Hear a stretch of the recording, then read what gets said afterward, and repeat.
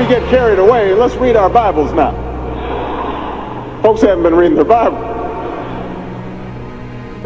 Democracy demands that the religiously motivated translate their concerns into universal rather than religion-specific values. What do I mean by this? It requires that their proposals be subject to argument and amenable to reason.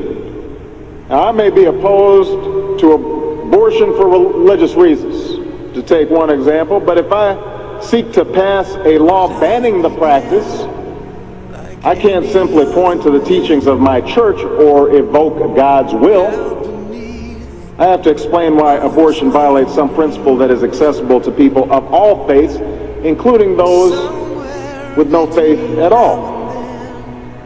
Now, this is going to be difficult for some who believe in the inerrancy of the Bible, as many evangelicals do. But in a pluralistic society, we have no choice. Politics depends on our ability to persuade each other of common aims based on a common reality. It involves compromise, the art of what's possible. And at some fundamental level, religion doesn't allow for compromise. It's the art of the impossible. If God's spoken, then followers are expected to live up to God's edicts, regardless of the consequences.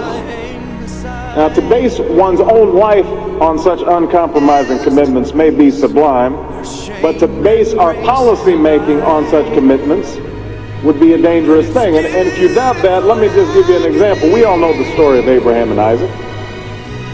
Abraham's ordered by God to offer up his only son.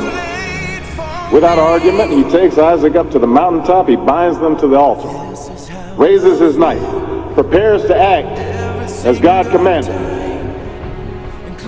Now, we know things worked out. God sends down an angel to intercede at the very last minute. Abraham passes God's test of devotion.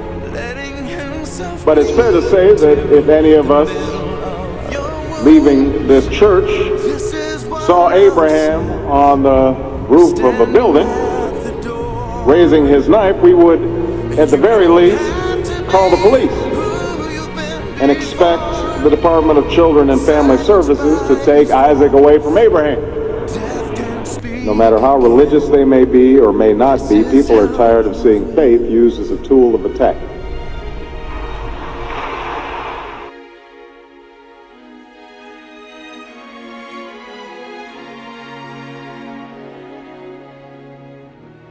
Did you see this moment from the start? We would drink this cup of suffering. I wonder, did we ever meet? Childhood games and dusty streets. For all my many sorrows and regrets, nothing could compare to just this one. That in the presence of my King, I cannot fall upon my knees. I cannot carry you up to your throne. You instead carry me back home. This is how love wins. Every single time, climbing high up on a tree where someone else should die. This is how love heals the deepest part of you, letting himself bleed into the middle of your wounds. This is what love says, standing at the door. You don't have to be who you've been before. Silenced by his voice, death can't speak again. This is how love wins.